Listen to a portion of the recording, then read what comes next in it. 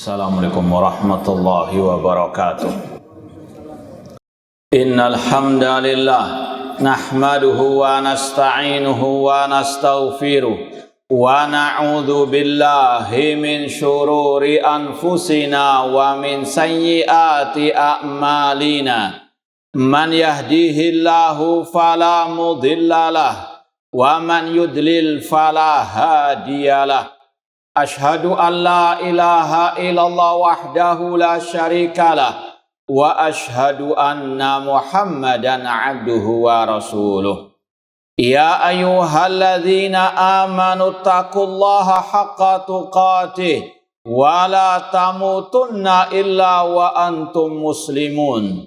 Ya ayyuhan nasu taqu rabbakumul ladzi khalaqakum min nafsin wahidah wa khalaqa minha zawjaha wa batha minhuma rijalan katsiran wa nisaa'a wattaqullaha alladzi tasaaluna bihi wal arham innallaha kana 'alaikum raqibah. Ya ayyuhalladzina amanu taqullaha wa qulu qawlan sadida yuslih lakum a'malakum wa yaghfir lakum dhunubakum wa may yuti'illaha wa rasulahu faqad faza fawzan 'azima. Amma ba'd, fa inna asaqal hadits kitabullah wa khairal hadi hadyu Muhammadin sallallahu alaihi wasallam wa syarrul umuri muhdatsatuha wa kullu muhdatsatin bid'ah wa kulla bid'atin dhalalah wa kulla dhalalatin finnar. Ma'asal muslimin ikhwani fillah wa akhwati, bapak-bapak, ibu-ibu, saudara-saudari rahimani wa rahimakumullah. Alhamdulillah, segala puji bagi Allah Subhanahu wa taala yang mempertemukan kita kembali dalam kajian kitab At-Tauhid oleh Syekhul Islam Muhammad bin Abdul Wahhab rahimahullahu taala. Semoga Allah Subhanahu wa taala menghidupkan dan mewafatkan kita di atas tauhid dan sunnah Rasulullah sallallahu alaihi wasallam. Sekarang kita sampai pada bab maja'a fin nusrati. Bab tentang an-nusrah. An-nusrah artinya mengobati sihir dengan sihir yang lainnya. Itu makna an-nusrah dalam pembahasan bab ini. Dan ini masih ada kaitan dengan bab-bab sebelumnya tentang masalah hukum sihir, yang mana sihir yang sudah kita sampaikan definisinya, kumpulan dari perbuatan setan, jin, dan manusia. Di dalamnya ada jimat-jimat, jampi-jampi ala dukun, dan tentunya di sana ada istighatha, isti'anah, permintaan tolong, perlindungan kepada setan-setan dari kalangan jin. Dan ini hukumnya kufur berdasarkan Al-Quran dan Sunnah serta ijma' para as-salaf. Kemudian disebutkan dalam bab selanjutnya tentang contoh-contoh sihir dan juga perdukunan. Intinya sama, hukumnya kufur akbar. Lalu bagaimana kalau orang itu terkena sihir? Apakah boleh berobat kepada dukun atau kepada tukang sihir untuk menghilangkan sihir yang dialaminya? Maka kita simak hadis dari Rasulullah SAW dan juga ucapan para ulama tentang hal ini. An Jabir radhiyallahu anhu, dari Jabir bin Abdullah radhiyallahu anhu, anna Rasulullah SAW su'ila anin nusrati. Rasul SAW pernah ditanya tentang apa itu an-nusrah. Sekali lagi, an-nusrah di sini maknanya menghilangkan, mengobati sihir dengan sihir yang lainnya, atau berobat kepada dukun, tukang sihir untuk menghilangkan sihir, ya, atau yang semisal dengannya. Maka apa kata Rasul? Hiya min amali syaitan. Itu termasuk perbuatan kelakuan setan, baik dari kalangan jin maupun manusia, alias hukumnya haram. berobat kepada dukun atau yang semisal dengannya, yang sejenis dengannya, meskipun dengan alasan pengobatan. Ya, karena sudah kita sampaikan hukumnya kufur orang yang datang kepada dukun, man ata kahinan au arrafan fasaddaqahu bima yaqul faqad kafara bima unzila ala Muhammad. Hadis riwayat Muslim, kata Rasul, barang siapa yang datang kepada tukang ramal atau peramal atau paranormal atau kepada dukun dan membenarkan ucapannya, maka dia telah kafir kepada Al-Quran yang diturunkan kepada Nabi Muhammad SAW. Ya, sekali lagi, ini dilarang oleh Ar-Rasul SAW. Itu perbuatan asyaiton. Rawahu Ahmad bisanadin jayyid wa Abu Dawud. Hadis tadi diriwayatkan Imam Ahmad dengan sanad yang baik dan juga diriwayatkan Imam Abu Dawud. Wa qala su'ila Ahmadu anha faqala. Imam Ahmad rahimahullah taala ditanya tentang masalah ini juga, an-nusra. Kata beliau, Abdullah bin Mas'ud yukrah hadza kulluhu. Bahwasanya Abdullah bin Mas'ud dari kalangan sahabat Rasul memakruhkan alias membenci. Istilah makruh dalam istilah ulama salaf, kata para ulama, maknanya adalah al-haram. Ya, seperti dalam istilah Al-Quran di dalam surat Al-Isra setelah disebutkan masalah dosa-dosa besar, wala taqrabu zina wala taqtulu auladakum. Kemudian dikatakan kullu dzalika kana sayyi'u inda rabbika kana makruha. Semua dosa-dosa itu di sisi Rabbmu adalah makruh, artinya haram. Ini istilah makruh di ucapan salaf artinya haram. Wa fil Bukhari an Qatadah. Di dalam Sahih Bukhari diriwayatkan dari Qatadah dari kalangan tabi'in, Qatadah bin Di'amah As-Sadusi rahimahullah, qultu li Ibnu Musayyib. Aku berkata kepada Sa'id bin Musayyib dari kalangan tabi'in juga. Rajulun bihi tibbun. Ada seseorang yang terkena sihir. Au yu'akhadhu an imra'atihi.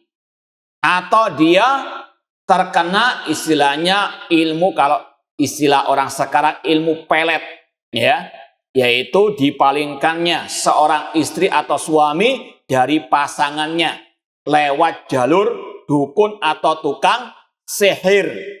Ya, sekali lagi intinya seorang tabi'in yang bernama Qatadah bertanya kepada seniornya Sa'id bin Musayyib, ada seseorang terkena sihir atau terkena ilmu pelet tadi. Ya, sekali lagi ilmu pelet yang bermakna sihir, bukan pelet makanan ikan ya. Hati-hati, jangan salah kaprah, jangan salah paham. Au yuhallu anhu au yunasyaru.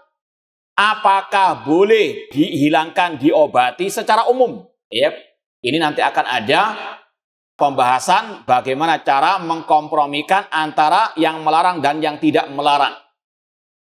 Qala la ba'sa bihi.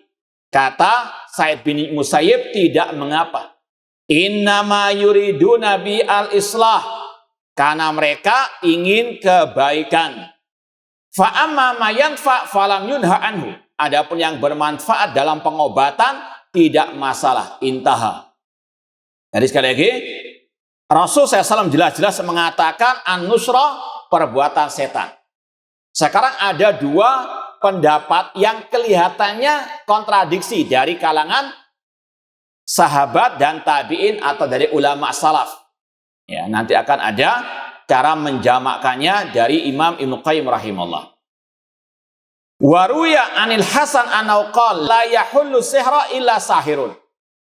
Pendapat Al-Hasan Al-Basri dari kalangan tabi'in juga, tidaklah yang mengobati sihir kecuali tukang sihir juga.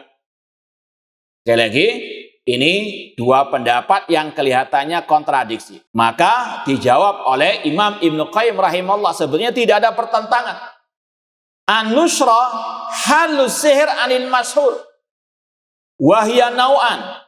An-nusrah secara umum itu bisa bermakna yang penting mengobati sihir. Dan itu ada dua macam.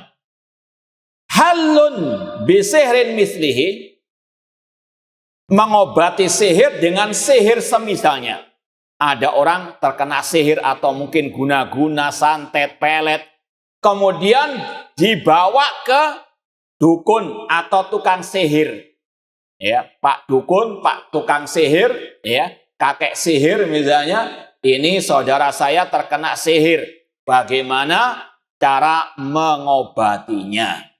Maka ini yang dimaksud oleh Rasul tadi, hiya min amali syaitan. Itu perbuatan apa? Setan. Jadi yang dilarang itu kalau mengobati sihir dengan apa? Sihir yang serupa. Meskipun bisa jadi sembuh dengan seizin dari Allah. Karena kata para ulama, dunia sihir, dunia perdukunan itu mirip dengan dunia preman. Ya, preman kan ada kelas-kelasnya. Ada kelas paus, ada kelas iwak gatul. Kelas kakap, kelas teri. Ya, kalau yang nyihir, ya itu dukunnya kelas iwak gatul tadi, ikan teri.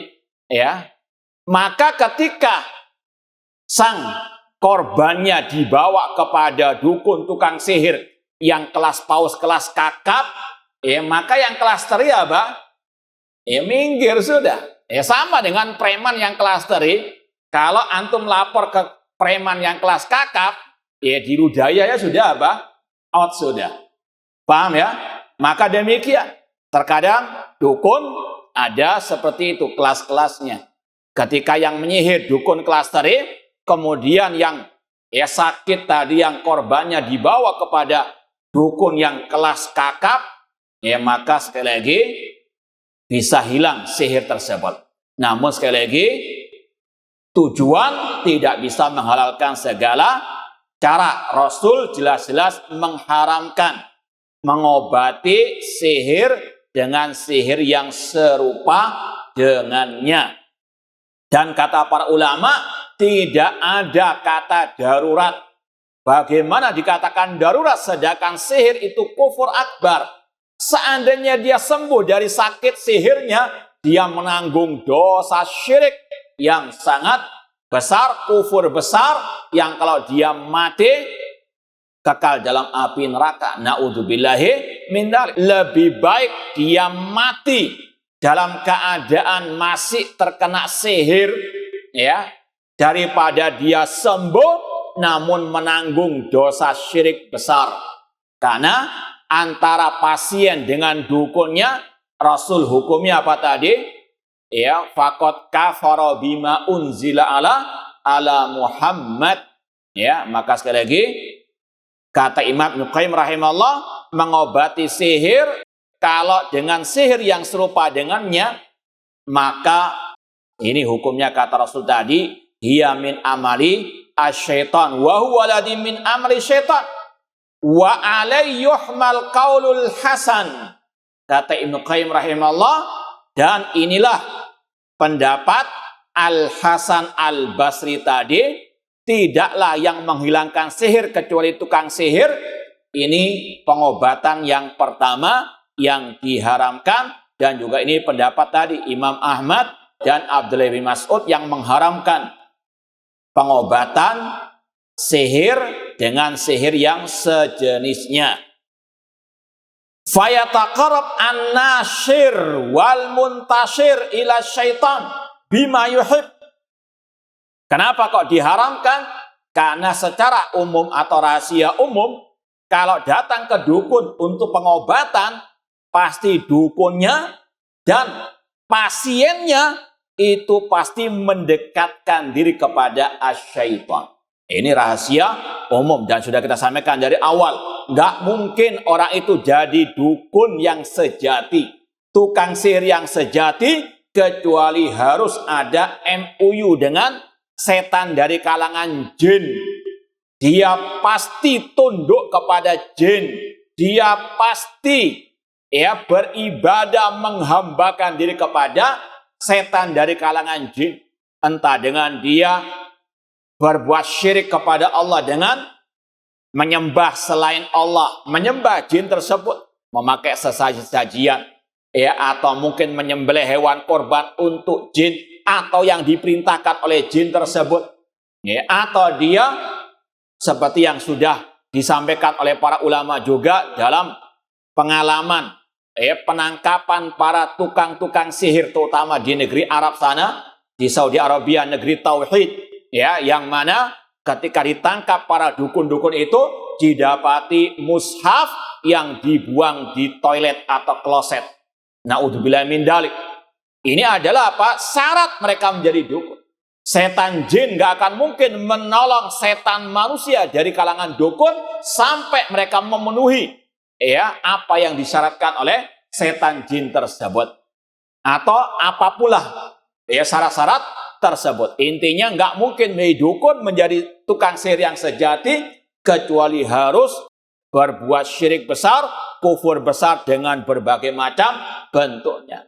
Dan secara umum, kalau ada pasien datang ke dukun yang semisal dengan itu, pasti juga dikasih syarat-syarat yang juga sama mendekatkan diri kepada setan dari kalangan al-jin. Entah disuruh, misalnya yang sering kita dengar, suruh menyembelih ayam yang apa? Hitam kelam dari mata sampai kakinya. Nggak tahu BAB-nya juga mungkin. Ya, intinya sekali lagi harus tunduk kepada perintah, ya, tuannya setan dari kalangan al-jin. Ya, setan jin menyuruh setan manusia dukun, ya tadi menyuruh pasiennya. Intinya pasien dan dukunnya, tukang sihirnya pasti berbuat syirik kepada Allah ketika melakukan pengobatan tersebut atau memberikan jimat kepada sang pasien. Ya, sedangkan jimat kata Rasul, inna ruqa wa tamaim wati wala syirkun. Kata Rasul, sesungguhnya jampi-jampi ala dukun, jimat-jimat ala dukun, dan juga sihir yang berupa pelet tadi, kata Rasul, syirik kepada Allah Subhanahu wa ta'ala. Maka kata Ibnu Qayyim rahimahullah, yang diharamkan, yang termasuk perbuatan setan, pengobatan sihir dengan sihir yang semisal dengannya, dengan datang kepada tukang sihir, tukang dukun, meskipun mungkin, ya, gelarnya sudah tidak lagi dukun, nggak lagi tukang sihir, mungkin kiai, ustadz, cuma kalau isinya sama dengan sihir dukun tadi, ya hukumnya sama. Karena al-asma la tughayyir al-haqiqah. Nama tidak bisa merubah hakikatnya. Ya, digelari ustadz, digelari Pak Haji, namun kerjaannya tadi membuat jimat atau mengkeramatkan kuburan, didatangi oleh berbagai macam pasien, seandainya berhasil, maka sekali lagi ini bukan menunjukkan akan kebenaran, bukan menunjukkan itu pasti di atas al-haq. Kalau kita perhatikan ad-dajjal di akhir zaman, dajjal dalam hadis yang sahih, dia bisa menghidupkan orang yang telah dia bunuh, yang telah mati, dengan seizin dari Allah, untuk menguji siapa yang beriman kepada Allah dan siapa yang beriman kepada ad-dajjal. Maka keberhasilan tidak selalu menunjukkan akan kebenaran. Namun inilah orang-orang awam, orang-orang jahil terkadang terkena tipuan para marketing dukun-dukun tersebut. Diceritakan, ini dulunya lumpuh, nggak bisa jalan, datang ke dukun itu bisa apa? Bisa sembuh. Seandainya betul tadi, Dajjal yang jelas-jelas ada tanda kafirnya bisa menghidupkan orang yang sudah mati dengan seizin dari Allah, lebih dari dukun-dukun tersebut. Artinya Dajjal yang jelas-jelas kafir lebih sakti daripada dukun-dukun tersebut. Bukan menunjukkan akan kebenaran Dajjal, namun ini sekali lagi istidraj dari Allah Subhanahu wa ta'ala. Mana yang beriman kepada Allah dan yang beriman kepada selain Allah Subhanahu wa ta'ala. Maka seorang muslim harus betul-betul berpegang teguh dengan prinsip akidahnya, haram datang ke dukun, datang kepada tukang sihir, meskipun dengan alasan sekedar pengobatan. Sekali lagi kata Rasul, hiya min amri syaitan. Kemudian faya betul amaluhu anil mashur. Maka dengan dia datang kepada tukang sihir tersebut, dengan dia mendekatkan diri kepada setan dari kalangan jin. Ya tentunya tadi, kalau yang nyihir kelas kakap, ya, tapi dia datang kepada yang kelas teri, nggak mempan. Paham ya? Kayak preman kelas kakap, ya, lagi malak, antum lapornya kepada yang kelas apa? Dimakan sekalian. Maka sekali lagi berapa banyak juga nggak berhasil. Karena tadi, ya, ada tingkatan-tingkatan para dukun-dukun tersebut. Seandainya pun sembuh, ini tidak menunjukkan akan kebenaran sihir atau tukang sihir tersebut. Apalagi jelas-jelas Allah mengatakan wala yuflihus sahiru haitsu ata. Ya, orang yang berbuat sihir tidak mungkin bisa bahagia sukses selama-lamanya. Seandainya pun dia sembuh, dia masih menanggung penyakit yang paling berbahaya, penyakit syirik kufur akbar. Ya, sekali lagi inna syirka la dzulmun adzim. Wa tsani an-nusra birruqyati wa ta'awudzati wal aduyati wa da'awatil mubaha fahada jaizun. Adapun pengobatan sihir dengan ruqyah yang syar'iyah, ya, dibacakan qul huwallahu ahad, qul a'udzu birabbil falaq, qul a'udzu birabbin nas, atau ayat kursi, surat Al-Baqarah, atau apapun dari surat Al-Quran, yang mana Allah berfirman wa nunazzilu minal qur'ani ma huwa syifa.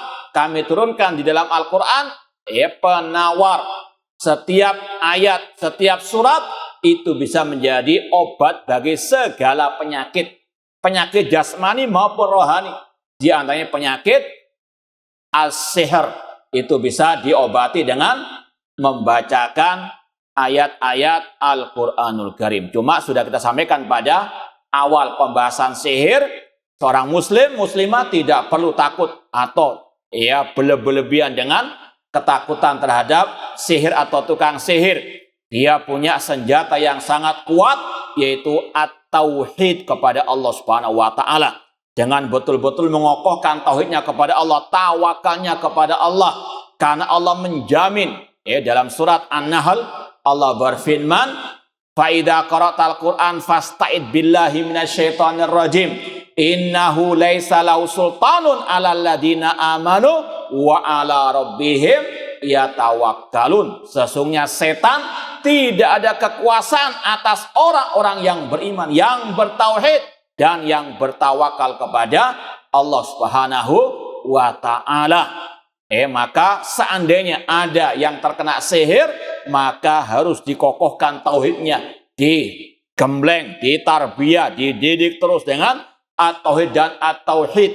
Kemudian setelah itu juga tadi di ruqyah dengan ruqyah syariah, dibacakan ayat-ayat. Kemudian juga zikir-zikir ala Rasulullah sallallahu alaihi wasallam. Dan inilah yang dimaksud oleh Sa'id bin Musayyib tadi. Ketika ditanya apa boleh menghilangkan sihir, maka beliau mengatakan la ba'sabi, boleh. Yaitu maksud beliau dari apa? Ruqyah syariah, dari zikir-zikir yang diajarkan Rasul, ataupun al-adawiyah, obat-obatan yang memang mubah. Kata ulama misalnya, sihir itu kan macam-macam bahayanya. Bisa membunuh dengan seizin dari Allah. Demikian pula bisa menjatuhkan orang ke dalam kesakitan. Misalnya, orang itu kena sihir, pusing terus kepalanya. Ya minum obat apa? Paracetamol. Boleh-boleh saja, mubah. Ya, ini yang dimaksud oleh beliau la ba'sabi, enggak ada masalah, enggak apa-apa mengobati sihir. Ya, disinilah cara menjamakkan dua ungkapan ulama yang kelihatannya apa? Berbeda-beda. Ya, ini juga kalau kita mau bahas dalam pembahasan yang lain, ini mirip dengan pembahasan tauhid asma wa sifat. Ada yang mengatakan salaf itu takwil, ada yang mengatakan salaf itu tafwid, menyerahkan makna sifat Allah kepada Allah Subhanahu wa taala. Ada yang mengatakan boleh mentakwil, ya, istawa, diartikan menguasai. Kata mereka ini madzhab salaf. Ini orang yang gagal paham terhadap madzhab salaf. Contoh misalnya, salaf itu tidak pernah menyerahkan makna sifat Allah kepada Allah. Buktinya Imam Malik mengatakan al-istiwa'u ma'lum. Ini menunjukkan apa? Ayat-ayat sifat, hadis-hadis sifat itu bisa dipahami. Para salaf telah memahaminya. Dan konsekuensi yang mengatakan salaf itu menyerahkan makna sifat Allah hanya kepada Allah, ini menuduh Rasul tidak paham ayat-ayat sifat. Ini tuduhan keji kepada Rasul, kepada para sahabat Rasul sallallahu alaihi wasallam. Apalagi sebagian salaf memahami ayat sifat tadi. Al-istiwa artinya ala wartafa atau al-istiqrar, seperti pendapat dari Mujahid, Abu Aliyah dari kalangan tabi'in. Demikian pula istiqrar sebagaimana kata Ibnu Qutaibah. Ya, intinya sekali lagi yang mengatakan salaf mazhabnya tafwid itu muncul dari kegagalan pahamnya terhadap ucapan salaf. Misalnya ada salaf mengatakan amiruha kamajat, tetapkanlah ayat-ayat dari sifat sesuai dengan apa adanya.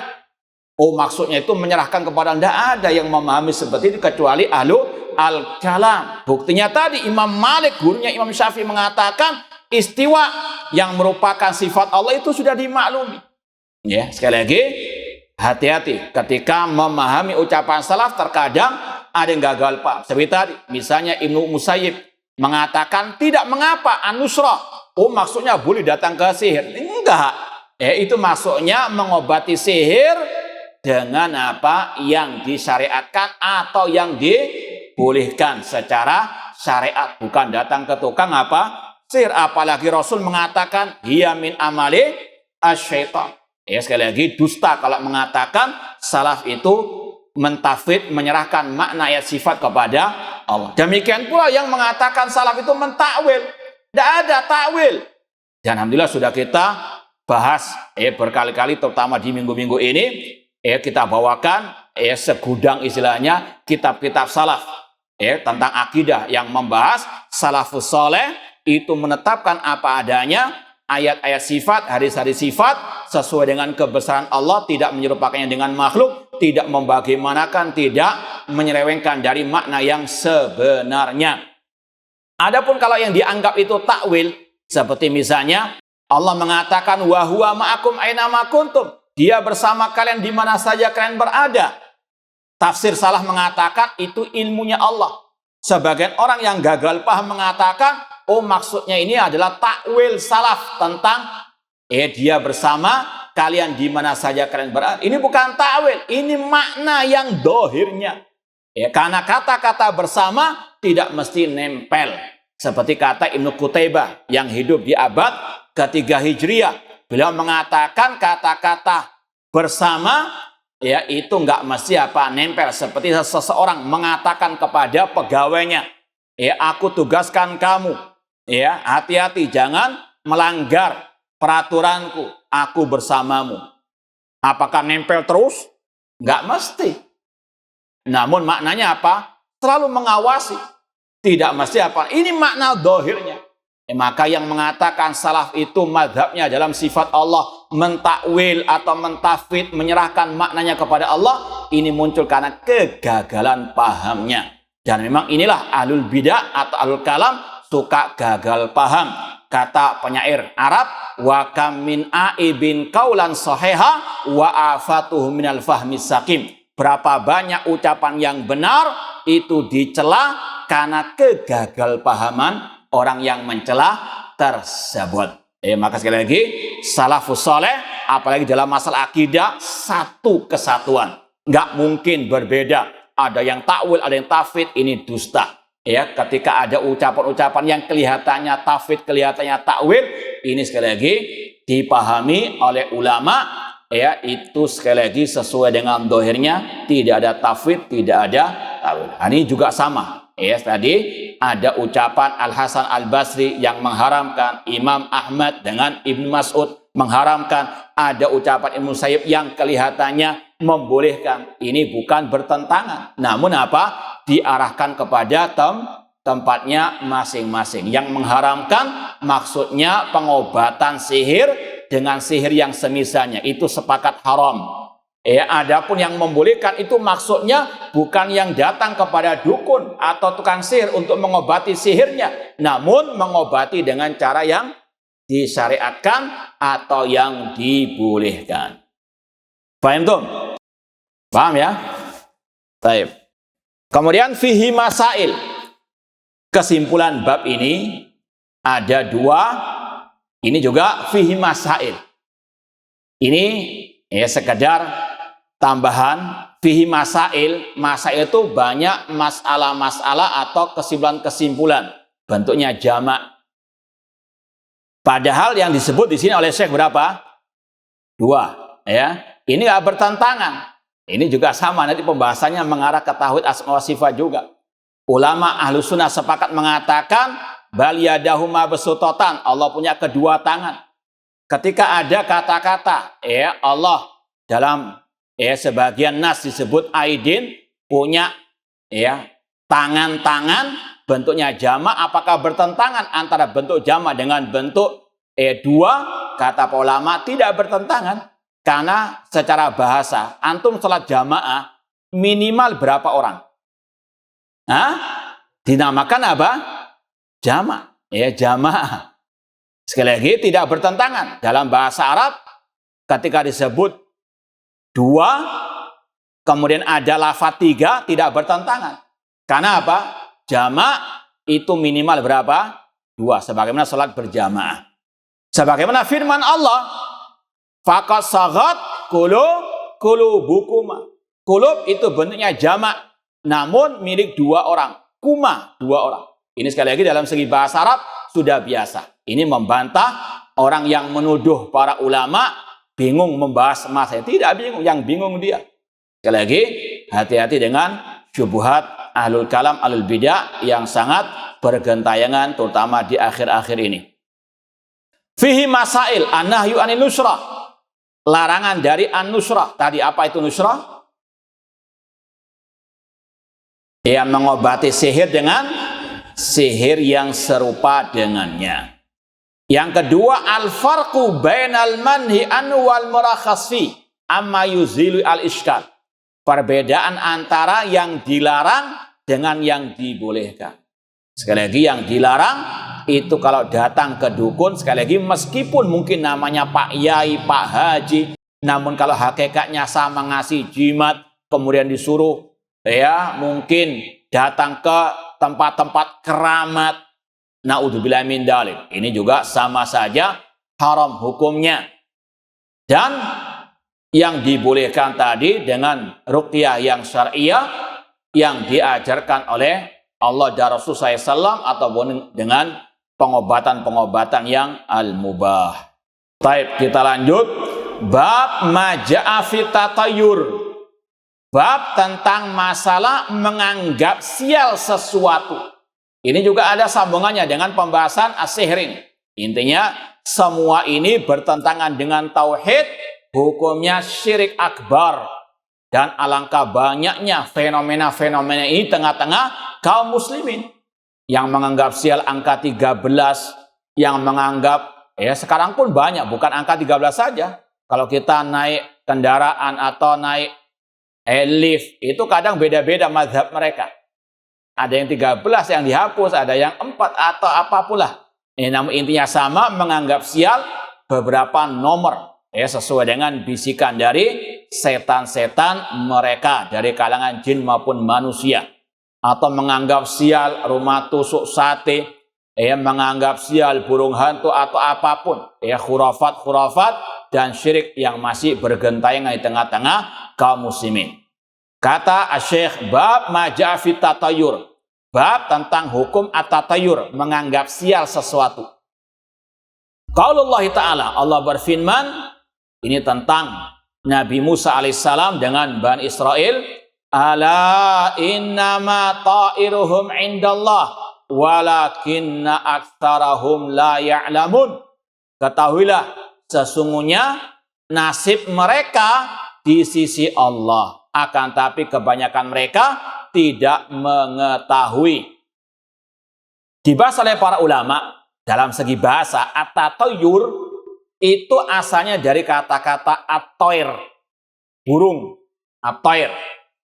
Kenapa kok disebut at-tatoyur? Ini kembali kepada kelakuan adat musyrikin jahiliyah. Kata para ulama, dulu orang-orang Arab jahiliyah, mereka kalau mau safar atau mau punya hajatan, lihat dulu ke mungkin pepohonan di sekitar mereka. Kalau ada burung, ya kalau mungkin di Surabaya ada misalnya doro lah, burung doro, ya. Ada doro di atas rumahnya atau di atas pohon, kemudian digesu. Apa digesu itu? Diusir, ya. Dilihat terbangnya ke kanan atau ke kiri, ya. Kalau ke kanan berarti apa? Lanjut safarnya, lanjut hajatnya, nggak sial, ya. Untung katanya. Tapi kalau dilihat doro itu, burung itu terbangnya ke kiri, ini apa? Sial, nggak jadi safar, nggak jadi punya hajat. Ini sekali lagi khurafat, akidah, keyakinan orang musyrikin jahiliyah. Ini secara nas, ya, sudah sangat jauh dari kebenaran. Demikian pula secara akal sehat. Opo salah ya, bah? Burung kalau terbang ke kiri dianggap sial itu. Ya, sekali lagi ini jauh dari al-aqal, ya, as-sahih. Ini asal muasal dinamakan at-tatayyur. Ala innama ta'iruhum indallah walakinna aktsarahum la ya'lamun. Ini berkaitan dengan kisah Nabi Musa.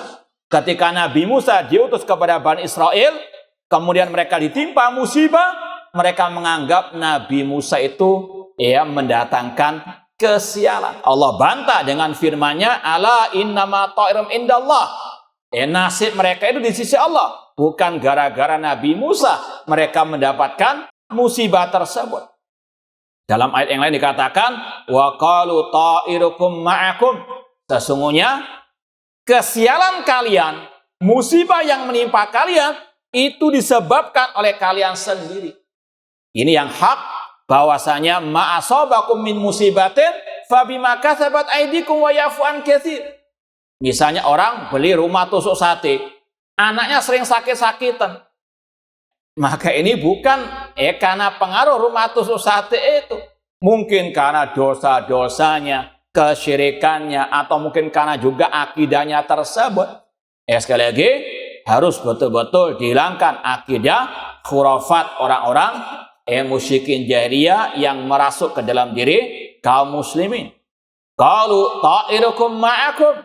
Demikian pula misalnya, orang itu misalnya ada anak sekolah absennya nomor 13, kemudian kecelakaan di jalan, bisa jadi bukan naudzubillah dan bukan jadi pasti bukan karena angkanya itu nomor atau mungkin plat nomornya ada angka 3, bukan itu karena mungkin dia ngebut-ngebutan atau naudzubillah pakai narkoba, sehingga sekali lagi jangan salahkan angka. Naudzubillah min dzalik. An Abi Hurairah radhiyallahu taala anhu anna Rasulullah SAW qala.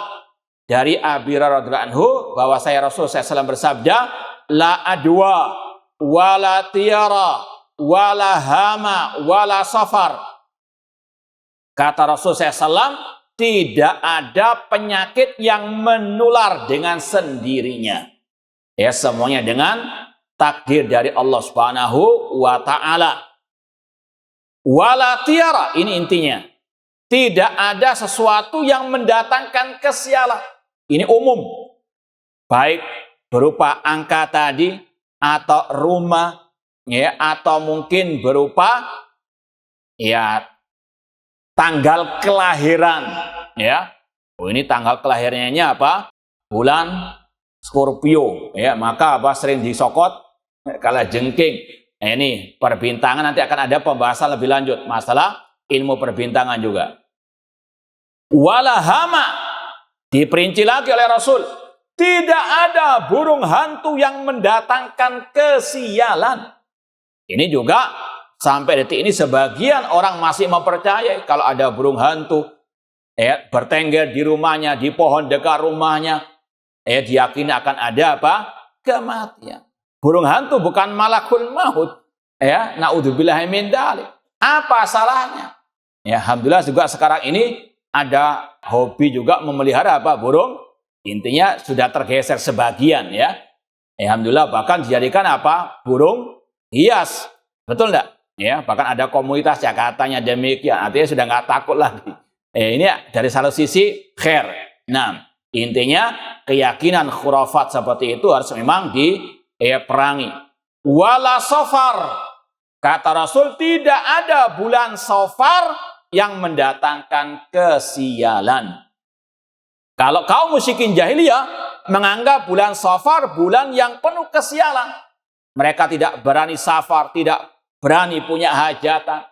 Dan ini masih diikuti oleh sebagian kaum muslimin meskipun beda bulannya. Yaitu bulan apa? Suro alias bulan Al-Muharram. Padahal bulan Al-Muharram bulan yang dimuliakan oleh Allah, sampai kata Rasul, afdalus siyam ba'da Ramadan siyamu syahrillahi Al-Muharram. Puasa yang paling afdal setelah bulan Ramadan, puasa di bulannya Allah, yaitu bulan Al-Muharram. Kok diyakini bulan yang mendatangkan kesialan? Na'udzubillah min dzalik. Ini sangat bertentangan dengan Al-Qur'anul Karim. Taib, insyaallah akan kita lanjutkan pembahasan ini, masih agak panjang pada pertemuan yang akan datang. Kurang lebihnya mohon maaf. Wa jazakumullahu khairan. Aqulu qouli hada wa akhiru da'wana anil hamdulillahi rabbil alamin. Wassalamualaikum warahmatullahi wabarakatuh.